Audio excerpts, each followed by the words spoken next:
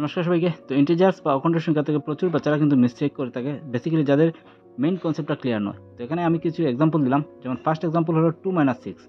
তো 2 এর আগে প্লাস আছে এবং 6 এর আগে মাইনাস আছে। তো প্লাসে মাইনাসে মাইনাস, তো 6 থেকে 2 মাইনাস হবে, আনসার হবে 4। এবার সিম্বল কোনটা বসবে, যেহেতু 6 এর আগে গ্রেটার ডিজিট 6, তার আগে মাইনাস আছে, তো -4 হবে। এবার দেখে নিই -2 - 6 কী হবে। তো মাইনাসে মাইনাসে প্লাস, তো 6 আর 2 প্লাস হবে, তো 6 আর 2 প্লাস হলে কী হবে, 8।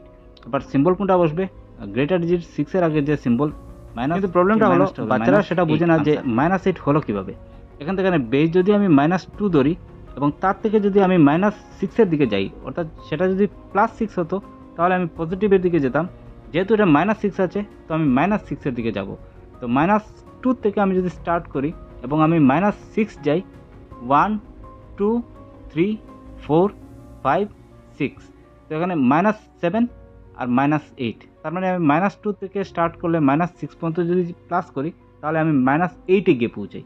তো সেই জন্য মাইনাসে মাইনাসে প্লাস হবে এবং সিম্বলটা হবে -8, কারণ আমি 2 থেকে জাম্প করে 6 জাম্প করে আমি কোথায় পৌঁছলাম, -8-এ পৌঁছলাম। তো সেই জন্য -8।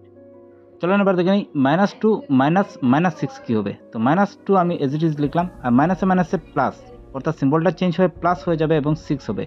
তো এবার কী হবে, প্লাসে মাইনাসে মাইনাস, তার মানে 6 থেকে 2 মাইনাস হবে। তো 6 থেকে 2 মাইনাস হলে 4, এবং সিম্বল কোনটা হবে, যেহেতু গ্রেটার ডিজিট 6, তো 6-এ পজিটিভ মানে প্লাস আছে, তো +4 হবে। এবার দেখে নিই 2 - -6 সেটা কী হবে। তো 2 - -6 মানে মাইনাসে মাইনাসে প্লাস, তো সেটা চেঞ্জ হয়ে +6 হয়ে যাবে। তো 2 + 6 = 8। তো গ্রেটার ডিজিট 6 এর আগে প্লাস আছে, তো +8। তো আশা করি বোঝা গেল কনসেপ্টটা। যদি কোনো কনফিউশন থাকে তাহলে আবার রিপিট করে দেখতে পারেন। ধন্যবাদ।